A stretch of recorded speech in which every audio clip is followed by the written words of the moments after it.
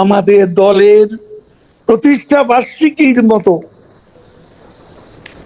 একটা নিরীহ কর্মসূচির বিরুদ্ধে যেভাবে খড়গহস্ত সরকার 6 জেলায় হাজার হাজার সেনা মোতায়েন, বাংলাদেশে লক্ষ্য বিজিবি এবং পুলিশ মোতায়েন, কিরকম ভয় তারা পেয়ে গেছে। এই সরকার আওয়ামী লীগকে ভয় পায়, এই সরকার শেখ হাসিনাকে কত ভয় পায় এই ঘটনার মধ্য দিয়ে বাংলাদেশেও সবাই বুঝে গেছে, পৃথিবীর মানুষও এতদিনে, যারা এতদিন ভলকার তুর্কম্যানকে বাংলাদেশের 5ই আগস্টের ঘটনা নিহতদের একটা চিত্রিত বিকৃত তথ্য উপস্থাপন করিয়েছিল, যার ভিত্তিতে শেখ হাসিনাকে ট্রাইব্যুনালে মৃত্যুদণ্ড দিয়েছে, সেই ভিত্তিহীন একটা অভিযোগ আজকে আমরা আজ এটাই মনে করি যে আমাদের আন্দোলন আপনার নেতৃত্বে যে আপসীম প্রতিরোধ, এই প্রতিরোধ চলছে। এই প্রতিরোধী এই 23 জুনেই তারা যে ভয় পেয়েছে, তাতে আপনার ওই যে দেশে ফেরা উচ্চারণ, তাদের এখন ভয়ে এই সরকার, এই প্রশাসনের হাঁটু কাঁপছে। আমি এটা বলতে পারি, তারা ভয় পেয়ে গেছে। আজকে এটাই বঙ্গবন্ধু, এটাই শেখ হাসিনা। আজকে আমি পরিশেষে কথা না বাড়িয়ে বলবো, আমাদের এখন সবাইকে ঐক্যবদ্ধ হতে হবে।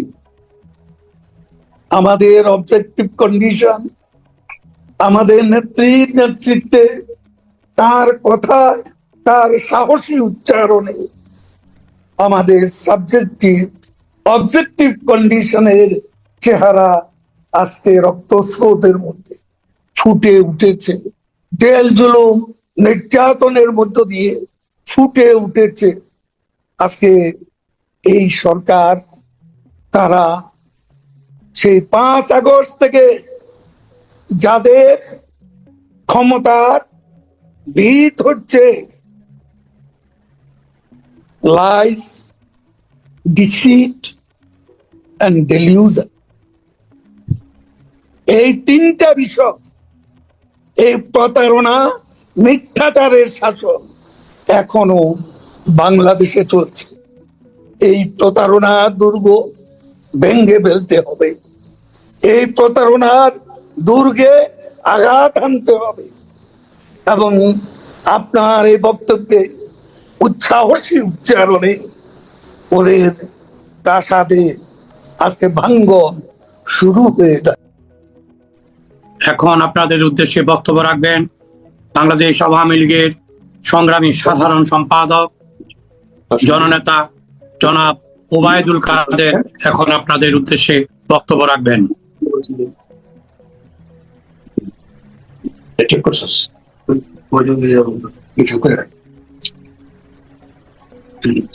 কাদের ভাই, বক্তব্য রাখার জন্য আহ্বান জানাচ্ছি। মাননীয় সভাপতি,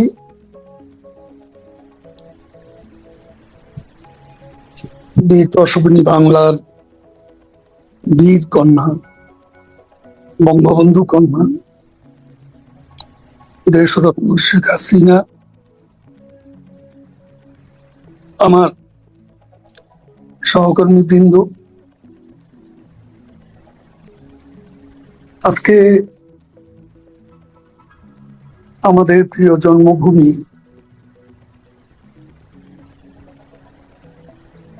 রক্তের বন্যায় ভাসছি, প্রাকৃতিক বন্যায় ভাসছে। রক্তে রক্তে বাংলাদেশ রক্তের নদী হয়ে গেছে। শোকে শোকে বাংলাদেশ শোকের দরিয়া হয়ে গেছে। কি চৈতালি? আজ আমাদের প্রিয় মাতৃভূমি লাশের সারিতে, লাশের পাহাড় হয়ে গেছে। গোপালগঞ্জে রক্ত, দীপ্ত সাহা, রমজান কাজী, হোসেন মোল্লা, সোহেল মোল্লা, ইমন তালুকদার, রিক্সাওয়ালা, রমজান মুন্সি, আমরা তোমাদের ভুলিনি। তুরাগের রক্ত আমরা ভুলিনি, সবুজ আলী রক্ত আমরা ভুলিনি।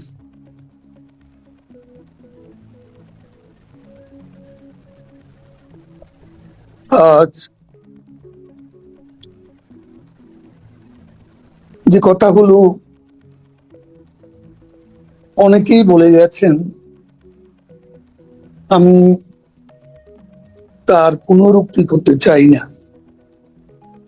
অযথা কলবর বৃদ্ধি করতে চাই না। এখানে আমি একটা বিষয় উল্লেখ করব, এনডিটিভি 24/7 নেত্রী আপনি যে বক্তব্যটি দিয়েছেন, যে ইন্টারভিউ দিয়েছিলেন, সেখানে একটা সাহসী উচ্চারণ, সেটা ছিল we were not born to B defeated.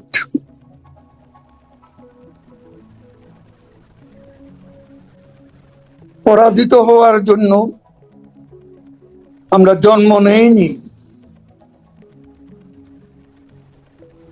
এটা যখন আমার চোখে পড়লো, সাথে সাথে মানস পথে ভেসে উঠল এক আমেরিকান রাইটার, তার নাম সকলেই জানেন, হেমিংওয়ে। তিনি বলেছিলেন, man is not made for defeat, man can be destroyed but not defeat.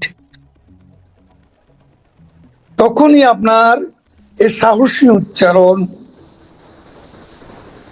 আমার মনে পড়েছে। আজকে সে সাহসী উচ্চারণের পরপরই রয়টার্সের সাথে আপনি সুদীর্ঘ যে ইন্টারভিউ দিয়েছেন, সেখানে আপনার যে বক্তব্য, মৃত্যুদণ্ড মাথায় নিয়েও আপনি দেশে ফিরবেন আগামী ডিসেম্বর মাসে, এই দুটি বক্তব্য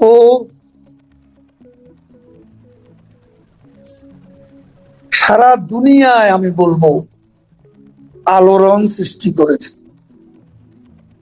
এই বক্তব্য বাংলাদেশে আপনার যারা রাজনীতিতে প্রতিপক্ষ, তারাও এই সাহসী উচ্চারণকে স্যালিউট করছে।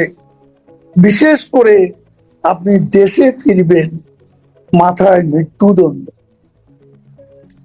দক্ষিণ এশিয়ার রাজনীতিতে প্রতিপক্ষ অনেকের বক্তব্য আমি শুনেছি, তারা বলেছেন দক্ষিণ এশিয়ার রাজনীতিতে এই সাহসী উচ্চারণের দৃষ্টান্ত বিরল, এবং বাংলাদেশে প্রায় সকলেই, আমাদের চরম বিরোধীরাও অনেকে বলেছেন যে বাংলাদেশে শেখ হাসিনার যে সাহসী উচ্চারণ, দেশে ফেরা, মৃত্যুদণ্ড মাথায় নিয়ে, এই দৃষ্টান্ত একজন রাজনীতিকও নেই যার জীবনে ঘটেছে অথবা ঘটবে।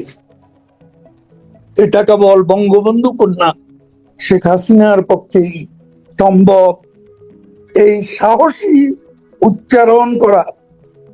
আর আপনি যা বলেন তাই করেন, সেটা আপনি 111-এর জরুরি সরকারের সারা বাংলাদেশকে, সারা বিশ্বকে দেখিয়ে দিয়েছেন।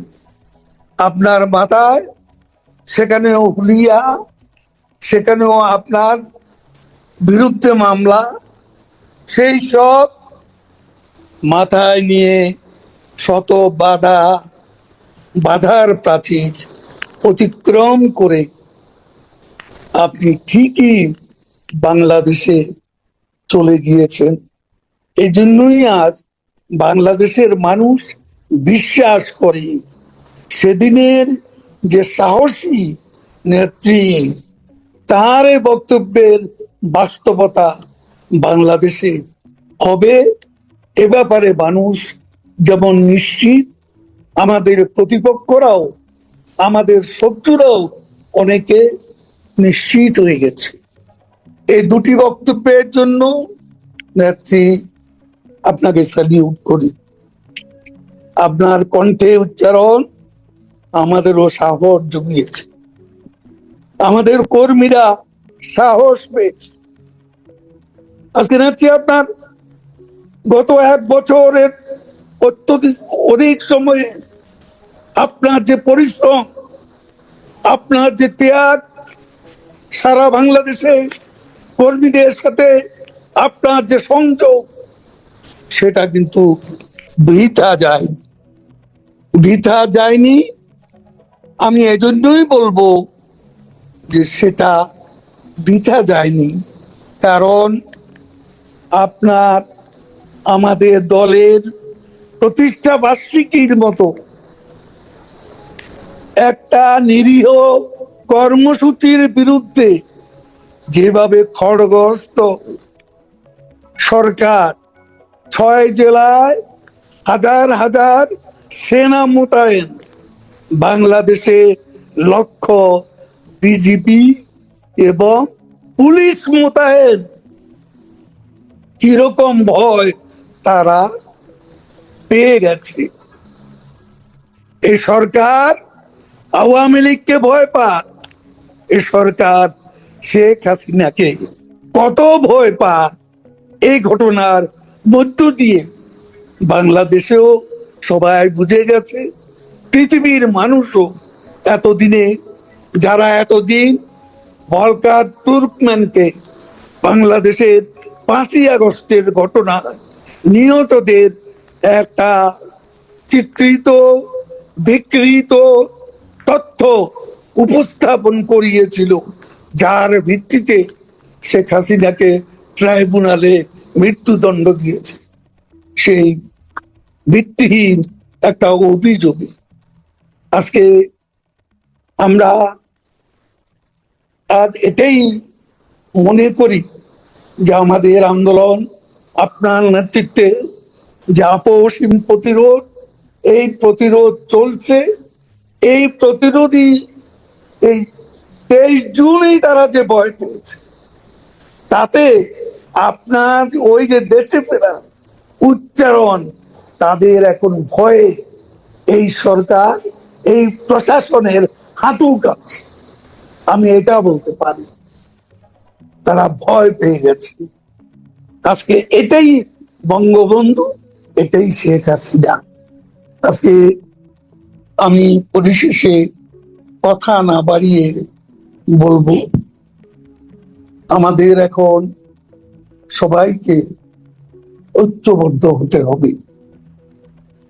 আমাদের অবজেক্টিভ কন্ডিশন, আমাদের নেত্রীর নেতৃত্বে, তার কথা, তার সাহসী উচ্চারণে আমাদের সাবজেক্টিভ অবজেক্টিভ কন্ডিশনের চেহারা আজকে রক্তস্রোতের মধ্যে ফুটে উঠেছে।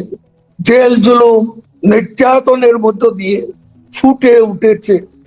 আজকে এই সরকার, তারা সেই 5 আগস্ট থেকে যাদের ক্ষমতার ভিত হচ্ছে লাইস, ডিসিট অ্যান্ড ডেলিউশন,